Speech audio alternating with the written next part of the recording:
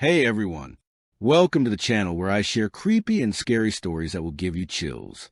If you love horror and spooky tales, make sure to subscribe and join me every week for a new story. Let's get into the dark side together. It hung in the forest like a shroud, thick enough to feel on the skin, as if the air itself had weight. Elias Reed had learned to live with it over the years. He didn't just endure the silence, he depended on it. Out here, miles from the nearest paved road and buried deep in a tangle of ancient pine and oak, noise meant danger. Noise drew attention. And in the last 2 years, attention was something no one wanted. Elias's cabin was barely visible through the trees, a squat shape of weathered timber and corrugated steel, crouching in the shadows like an animal ready to flee. Beneath it, hidden under a reinforced trapdoor in the pantry, lay his true home, an underground shelter he had carved into the earth himself. It wasn't just a place to sleep. It was a small settlement, a self-contained world. Hydroponic gardens, a battery bank, water filtration, even a narrow tunnel that led out to a camouflaged exit 200 yards away. If something or someone ever found the cabin, Elias could vanish without a sound. He had built it for the usual reasons at first: survivalist paranoia, the belief that the world could collapse under war, famine, or economic ruin. But 2 years ago, when the first sightings of them began, paranoia became a blueprint for staying alive. No one knew exactly what they were. People called them monsters, giants, nightmares. The only thing everyone agreed on was that they came at night, and if you made a sound, any sound, they would come for you. It was early afternoon now, the cold sunlight slicing between the trees. Elias was on his way back from checking the spring when he saw movement through the gaps in the underbrush. At first, he thought it was a deer herd. Then, as the figures drew closer, he realized these shapes walked on 2 legs. His pulse quickened. People, 15 of them, maybe more, moving in a loose, cautious formation through the woods. They were pale-faced, clothes torn and filthy, their eyes darting to every shadow as if expecting something to lunge out at them. A woman near the front had a child clutched to her chest. The man leading them carried a length of metal pipe, like a club. Elias froze, half hidden behind a tree trunk. In the past year, human contact had become dangerous. Desperate people could be more reckless than the creatures themselves. But these people, they looked half dead already, as if the forest had been chewing on them for weeks. The leader spotted him first. His eyes locked on Elias, and for a long, tense moment neither moved. Then, slowly, the man raised his free hand, not in greeting but in a plea. "Please," he called in a hoarse whisper, just loud enough to carry. "We need to talk." Elias hesitated.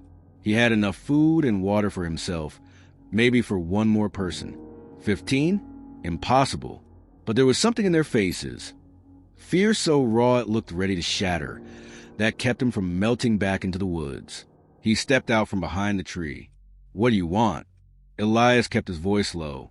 The leader's reply was almost a breath. "We can't stay here. At night, they'll come out. All of them. The big ones will move first, and then the rest. If we don't find shelter before sunset," he swallowed, glancing at the others. "Cities are gone. Everything's gone. And you don't know how bad it's going to get." Elias felt the old, familiar chill climb his spine. "I know enough." The man shook his head. "No, you don't." Before Elias could speak again, one of the group, a teenage boy, pointed to the treetops. His voice cracked. "They're getting closer." The word hung in the air like the distant toll of a funeral bell. Elias's eyes scanned the canopy above them. But the sky was a fractured patchwork of branches, too dense to see anything beyond fleeting shadows. The group pressed closer together, their bodies moving as a single nervous organism. Even from here, Elias could hear the shallow, rapid breaths they were trying to suppress. Fear had a sound, and in the silence of these woods, it was deafening. The leader moved toward Elias, his voice still low, urgent. "We can't stay here. You have somewhere, don't you? Somewhere underground." Elias didn't answer immediately. Revealing the existence of his shelter to strangers was like handing them the key to his life. But the forest had changed in the past few weeks. He had noticed it. Nights were starting earlier, lasting longer. And sometimes, in the small hours before dawn, the ground would tremble. "How far have you come?" Elias asked instead. The man's lips tightened. "We've been walking for 9 days. From the city, what's left of it." His eyes darkened. "You've heard the stories? About the ones taller than the buildings?" Elias gave a slight nod. "I've heard. They're real," the man said, his voice almost breaking. "And they're not the only kind. There are smaller ones, faster, things that can move between the trees without making a sound. And if you think you can hide from them," he trailed off, shaking his head, "you can't. They find you. Always." A faint vibration tickled Elias's feet. At first, he thought it was just his own heartbeat pounding in his legs, but then he saw the others react too. Someone in the group stifled a whimper. The leader's eyes darted toward the trees behind them. "They're moving already," the man whispered. Elias weighed his options. 15 people meant more noise, more scent, more risk. But leaving them here, with that tremor in the earth and the growing tension in the air, that would be murder. He gestured for them to follow. "This way. And no talking. No running unless I say so." The group fell in behind him, moving carefully through the undergrowth. Elias led them on a winding path, deliberately avoiding open ground. The vibrations came again, stronger this time. Something far off let out a low, resonant sound, half moan, half growl, that seemed to seep into the bones. A child whimpered. Elias turned sharply. "Quiet," he hissed, his voice a razor's edge. They moved faster now, urgency replacing caution. The forest seemed to shift around them, the light dimming as clouds rolled over the sun. Somewhere behind them, branches snapped in a slow, deliberate rhythm. They were being followed. Elias's cabin appeared ahead, half hidden under a blanket of moss and shadow. Relief washed over the group, but Elias didn't slow until they were at the door. He ushered them inside quickly, bolting the latch. But even as it would groan under the strain, he could feel it, that presence outside, watching, waiting. The leader caught Elias's gaze. "You've never seen them up close, have you?" Elias didn't answer. The man leaned in, his voice barely a whisper. "You will tonight." Tonight would be different. Elias could feel it before the sun was even gone. Something in the air had shifted, grown heavier, as if the forest itself were holding its breath. He had survived countless nights out here, but this one carried a weight that pressed against his ribs and crawled along his spine. Inside the cabin, the group moved in hushed whispers, too afraid to sit still yet too exhausted to pace. The child clung to the woman's arm, eyes wide and unblinking. Somewhere in the corner, a man in a torn jacket rocked slowly back and forth, muttering under his breath. Elias ignored them, focusing instead on the trapdoor beneath the pantry shelves. "That leads underground?" the leader asked quietly. Elias gave a curt nod. "Once we're down there, we can't leave until morning. If they hear the door, they'll wait for us. They'll stay until the sun comes back." A woman near the back shivered. "You mean they know how to wait?" Elias didn't answer. The truth was worse than that. They didn't just wait. They learned.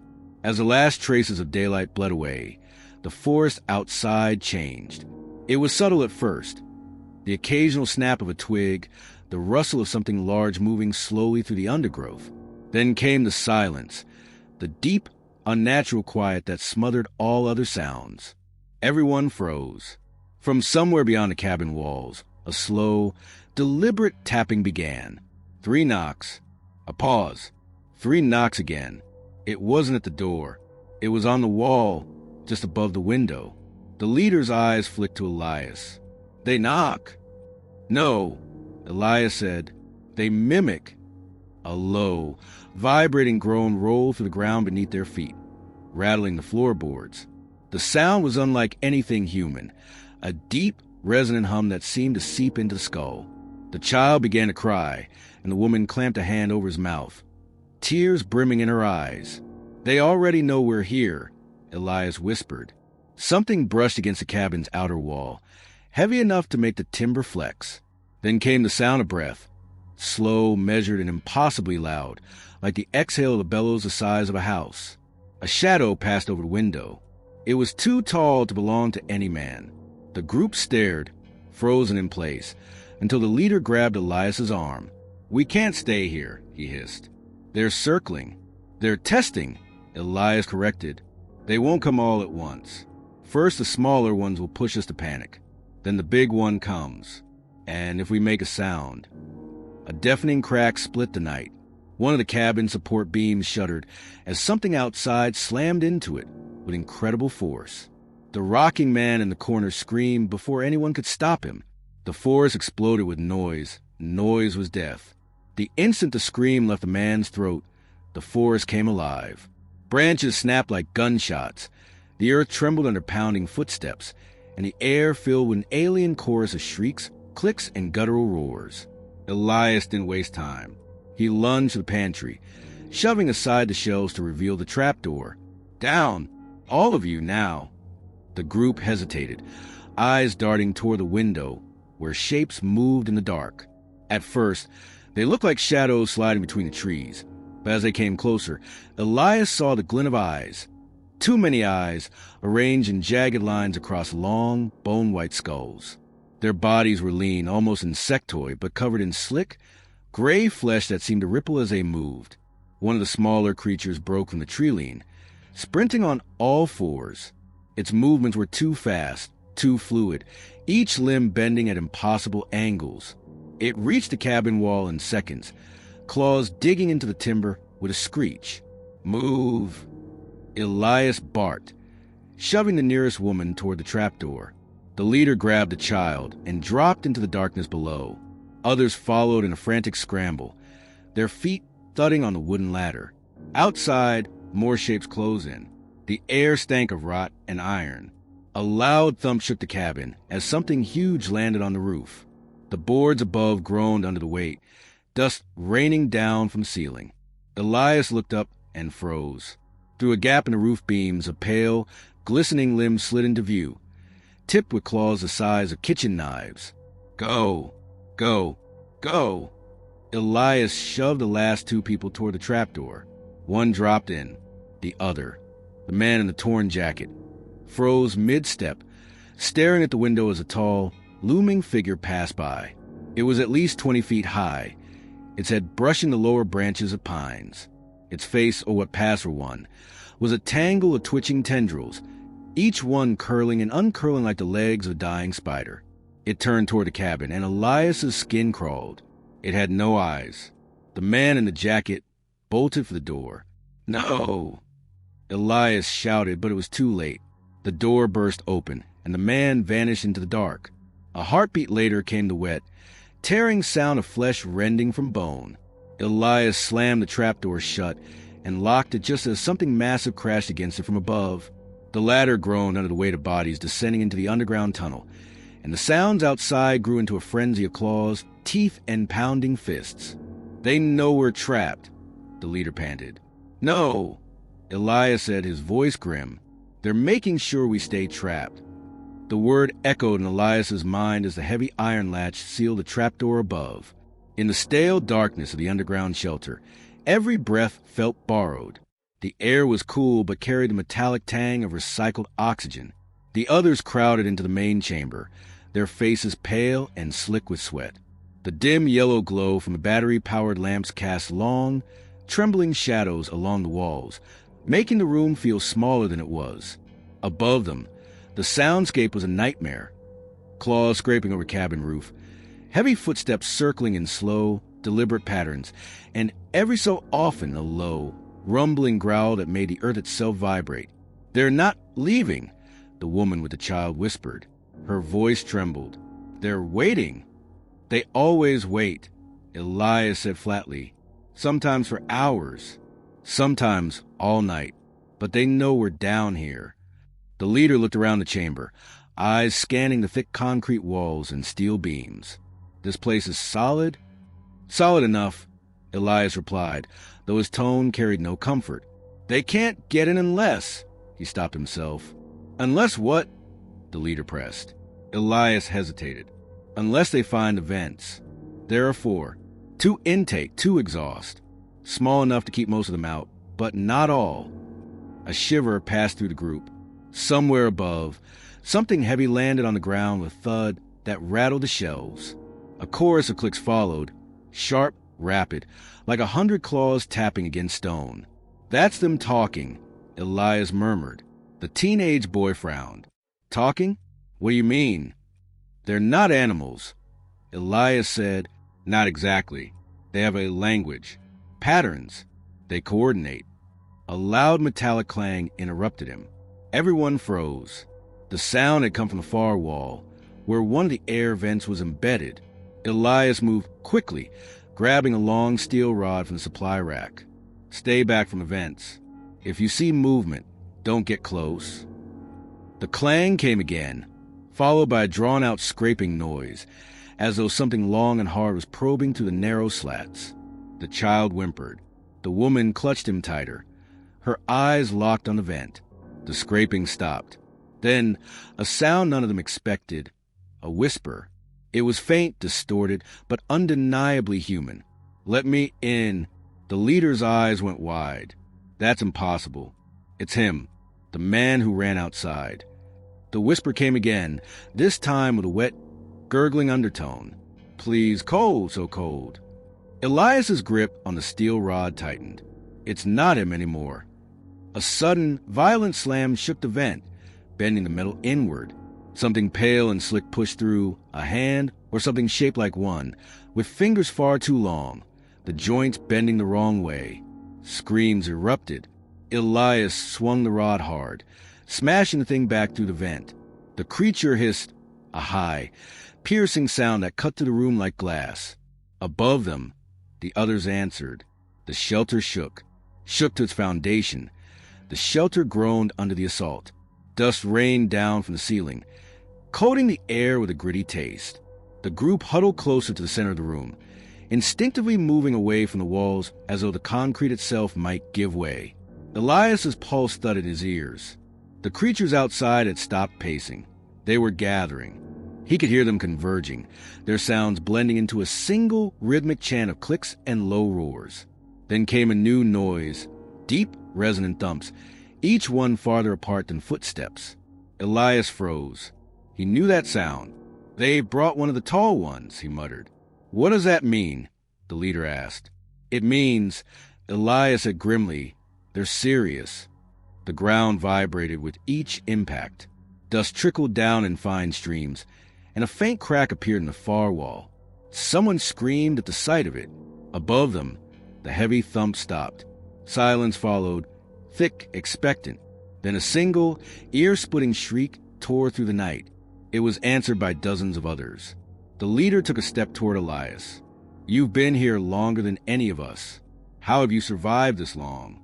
Elias hesitated, his eyes distant. "I learned the rules early. Sound is a lure. Movement is a beacon.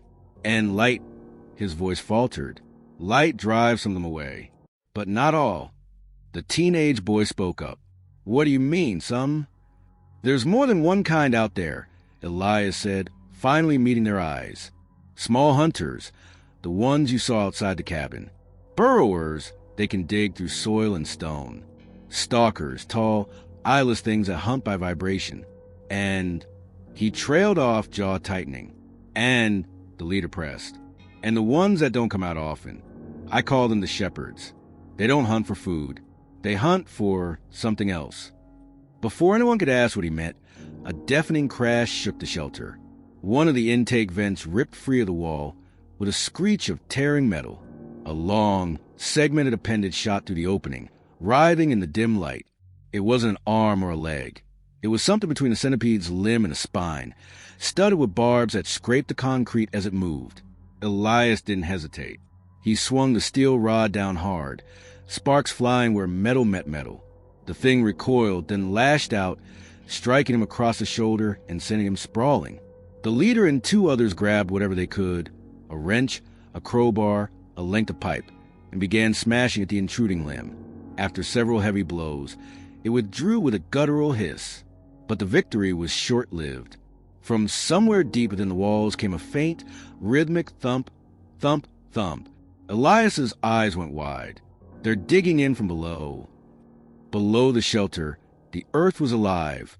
The thumping had grown into a constant vibration, a deep tremor that seemed to crawl up the floor and into their bones. Fine cracks spidered across the concrete beneath their feet. "They're tunneling fast," Elias said, voice low but urgent. "We need to move to the secondary chamber." "What's in the secondary chamber?" the leader asked, already grabbing his pack. "More walls between us and them," Elias replied. He didn't mention the other thing it contained, because if they saw it now, they might not follow him.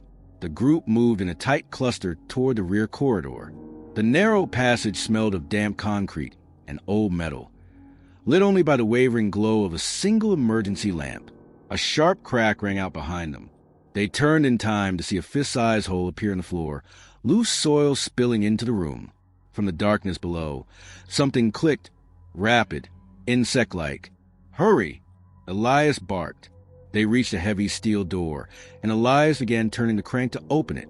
The mechanism groaned, reluctant from years of disuse, but finally gave way. Beyond lay a steep staircase descending into deeper darkness. The teenage boy hesitated at the top step. "Will they follow us down?" Elias glanced at him. "They will. That's why we keep moving." As they descended, the sound of the digging faded, replaced by something worse, a slow, dragging scrape, as though something enormous was pulling itself along the floor just out of sight.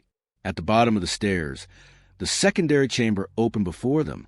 It was larger, with thicker walls, and lit by a dim string of battery-powered bulbs that barely reached the far corners.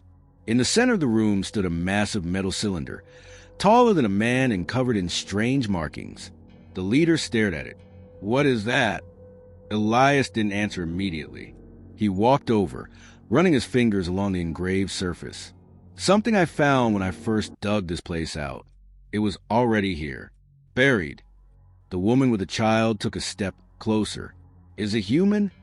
"No," Elias said quietly. "It's older." Before anyone could press him for more, the floor behind them erupted. A shower of dirt and shattered concrete filled the air, and from the opening surged a creature unlike the others, its body pale and translucent. Its head nothing more than a gaping ring of teeth that rotated as it lunged forward. Screams filled the chamber. The leader raised his crowbar, but Elias shouted, "Don't let it near the cylinder." The creature's clicking grew louder, more frantic, and from somewhere deep inside the cylinder, a faint hum began to rise. The sound seemed to swell from within the cylinder, low at first, then growing into a vibration that pressed against their chests. The air in the chamber thickened, almost humming, and the bulbs strung along the ceiling flickered wildly. The creature froze mid-lunge. Its rotating teeth slowed, then stopped altogether. It tilted its pale, eyeless head toward the cylinder, clicking softly, almost reverently. "What the hell is happening?" The leader shouted over the rising hum. Elias's face was pale. "It's calling them." The teenage boy's voice cracked. "Calling them? As in more of them?" "No," Elias said, eyes fixed on the cylinder. "It's calling to them. This is the beacon." The translucent creature began to circle the cylinder, brushing its segmented limbs against the engraved surface like a moth drawn to flame. The hum deepened into a note that seemed to bypass the ears and go straight into their bones. The woman with the child stepped back, clutching her daughter. "Elias, turn it off." "I can't," he said. "I never figured out how it works. I only know it reacts to them. And now it's awake." The creature stopped circling. Its body began to twitch in sharp, unnatural spasms. Then, with a sickening wet crack, it split down the middle, peeling itself open like a flower. Inside was something that didn't belong. Metal, gleaming faintly in the low light, covered in the same markings as the cylinder. "Oh, God," the leader whispered. "They're carrying pieces of it." The floor trembled again, this time in a steady rhythm. Not digging, marching. Elias turned toward the stairwell. "They're coming for it. All of them." From above, faint at first but growing fast, came the overlapping shrieks of dozens of creatures, and underneath those, a deeper sound, one he had only heard once before. A sound so vast and low it seemed to bend the air itself. The shepherds were coming through the tunnels. Their approach was impossible to mistake.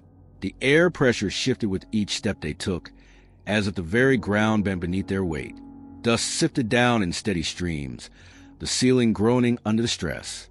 Then the lights went out. Total darkness swallowed the chamber, save for the faint phosphorescent glow from the creature's split-open body. That dim green shimmer lit the edges of the cylinder, and the shadows that moved just beyond its reach. A sound like slow, deliberate breathing filled the room. The leader whispered, "Elias, how big are they?" Elias didn't answer. He was staring at the stairwell, where something vast now blocked the way out. It stepped forward. The shepherd was taller than the chamber itself, hunched unnaturally so its spine back scraped the ceiling. Its body was covered in bone-like plates, and where her face had been, there was only a smooth expanse of pale flesh marked with faint ridges, like scars carved in deliberate patterns. The ridges matched the engravings on the cylinder. The woman gasped, "Elias, it's the same." The shepherd's head tilted at her voice. It didn't lunge, didn't attack. It simply began to listen. The silence stretched, taut and suffocating, until a second shepherd appeared behind the first, its form twisting to fit into the tunnel. Then both turned their featureless heads toward the cylinder. Elias suddenly moved, stepping between the creatures and the object. "No," he said, voice steady. "You're not taking it." The leader grabbed his arm. "What the hell are you doing? We need to run." "We can't run," Elias said, his tone colder than they'd ever heard. "If they leave with that, it's over." The shepherds let out a sound that was neither roar nor scream, a deep, resonant tone that matched the cylinder's hum exactly. The air in the room vibrated so violently that their teeth ached. The split-open creature on the floor began to twitch again, its metallic core pulsed in time with the shepherd's call. Then the floor gave way. Concrete shattered beneath them, and the group plunged into darkness, swallowed by the collapsing chamber. Elias fell last, his hand brushing the surface of the cylinder as it tumbled with them into the depths below. Below the shattered chamber, the world was silent, too silent. Elias's breath echoed in his ears as he lay sprawled on cold, damp stone. Around him, fragments of concrete and twisted metal glittered in the faint light, seeping from cracks overhead. The air smelled of earth and something else, something metallic and alien. He pushed himself up, every movement sending sharp pains through his bruised body. The others groaned and stirred nearby, their faces pale and strained. "This way," Elias said, voice hoarse but urgent, pressing his hand against a smooth wall that hummed faintly under his palm. "We need to find shelter before the others come down." The leader nodded, helping a trembling woman to her feet. The child clung silently to her mother's side, eyes wide and unblinking. As they moved deeper into the underground tunnels, Elias's mind raced. The cylinder, the beacon, was no mere artifact. It was a piece of something far greater, something that had brought these creatures here in the first place. And Elias knew why. Because years ago, before the world fell apart, he had found it. He had been part of the research team sent to investigate strange signals coming from a remote mountain range. They had uncovered ancient structures, technology not of this earth, buried beneath layers of rock and ice. Elias had been fascinated, obsessed even, until the day the beacon activated and the creatures began to emerge. He had fled to this forest, built his shelter, and waited. But the creatures never stopped coming. Now, as the faint hum grew louder in the tunnels, Elias realized the truth. They were here to cleanse the world, starting with him. A distant rumble shook the tunnel walls, and a cold wind swept through the passageway, carrying with it a whisper that chilled him to the bone. "You brought us back." Backlash rippled through the group as whispers of doubt and fear grew louder in the cramped tunnels. Elias stood apart, his face a mask of exhaustion and regret. The weight of secrets he'd carried for years threatened to crush him, but there was no turning back now. The leader approached cautiously. "You're hiding something. What happened back there? Why do you know so much about them?" Elias swallowed hard. "Before all this, I was part of a project. We found the beacon first. Thought it was just an artifact, a relic, but when it activated, the creatures came." A woman gasped. You brought this on us?" "I didn't mean to," Elias said quietly, "but I can't deny it. And now, they're here to finish what started." The tunnel trembled again. From somewhere deep below, a distant, eerie chanting began, a sound that chilled every bone. "We have to move," Elias urged. "If they find the beacon, it's the end." As they hurried forward, the truth settled like a shadow over them all. Salvation might be shadows stretched long and cold across the tunnel walls as the group pressed forward, every step heavier than the last. Elias's mind raced, torn between guilt and the desperate hope to save what little remained. Memories flickered, late nights in sterile labs, the first activation of the beacon, the moment everything went wrong. Suddenly, the tunnel opened into a vast chamber, its ceiling lost in darkness. In the center, the beacon pulsed with sickly green light, casting eerie reflections on the damp walls. The shepherds were waiting. Their towering forms emerged from the shadows, silent but ominous, eyes glowing faintly with unnatural intelligence. Elias stepped forward, raising a hand. "This ends here." But before he could speak further, the ground trembled violently, and a deep voice echoed through the chamber, an alien resonance that seemed to come from the beacon itself. "You awakened us." Panic surged. The group scattered as the chamber erupted into chaos, light and shadow clashing in a terrifying dance. And Elias realized the final truth. He was no longer just a survivor. He was a key. Elias stood at the heart of the chaos, the pulsing beacon casting fractured light on the twisted faces around him. The shepherds' eyes glowed brighter, their forms shifting. Less monstrous now, almost human, but with something cold and alien beneath. "You were the spark," one voice echoed in his mind, ancient and distant, "the one who brought us back." Memories flooded, secret experiments, forbidden knowledge, a deal made in desperation. Elias wasn't just a survivor. He was the architect of the cleansing. The group's faces turned toward him, betrayal and horror mingling in their eyes. "Why?" the leader demanded. "Because the world needed to be purged," Elias whispered, his voice trembling. "To be reset. We were never meant to win." A deafening silence fell before the beacon's light surged, engulfing them all. When it faded, Elias was alone. No creatures, no survivors, just endless forest stretching in every direction. But in his hand, he still held the faint hum of the beacon, the key to a new beginning or the final end.